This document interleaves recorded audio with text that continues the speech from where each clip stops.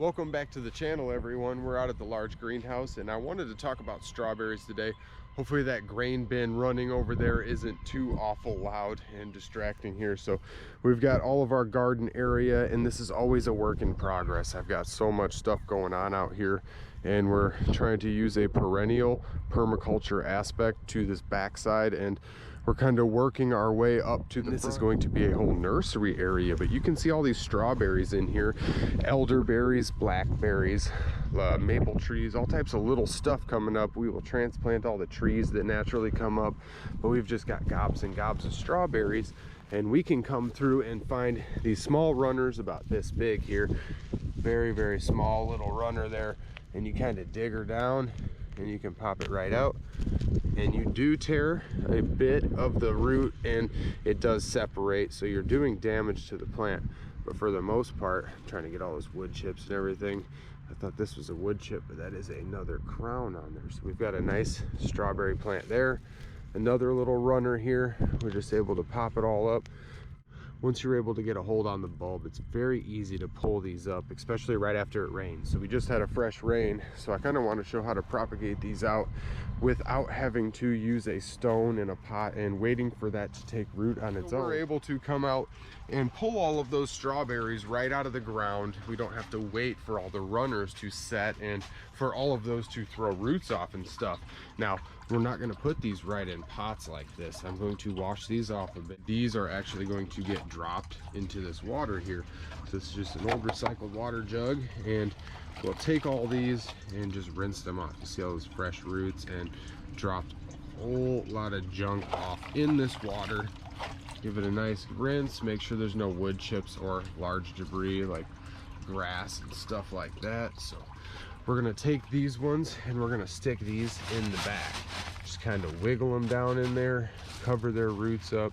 So you want to make sure the actual crown is sticking up to give it the best chance at success. This one was just laying on its side, but you can see that this has some little white, tiny little white tendril-like roots coming off. I can gently work that back down in. So how I know when they're ready is if you look and you see a brand new shoot. Those are brand new shoots of growth, and that is how I selected all these. So we're going to take these strawberries, we're just going to kind of fluff them up in the center there. We kind of pre-dig out a few little trenches to throw them right into. So we want to check all these, and they're not all always ready.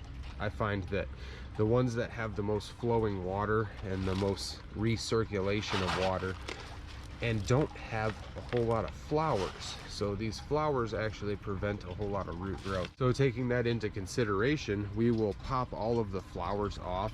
This one does not have any flowers. It does have a broken leaf there. So we pretty well broke it down to just that.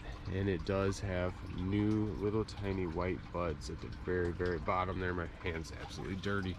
So I'm just going to stick that right in there. This is the basic gist of it.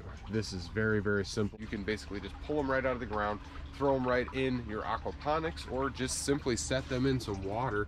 This is just a very simple, straightforward way to get all of your strawberries propagated for yourself, for sale. Very easy way to propagate a lot of things. You can see all those new roots off of that tomato. That's pretty wild there. I'm going to get that planted up into the greenhouse here. We've got some rhubarb back here. You can see all of that new growth. It's starting to shoot roots off. All this rhubarb actually like that. All the dead stalks and rotten stalks we want to pull out.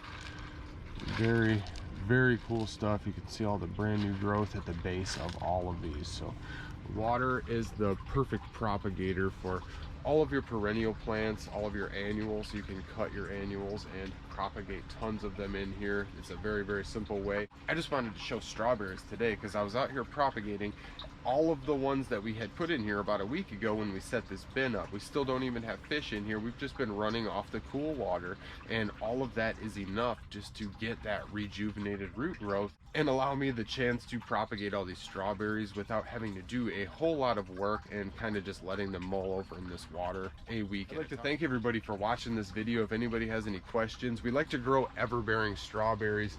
I wanted to show the actual strawberries in the greenhouse. So we've got some tucked away behind all of our sorrel here. This is Green sorrel, garden sorrel, lots of flowers. You can see some red strawberries. Holy cow.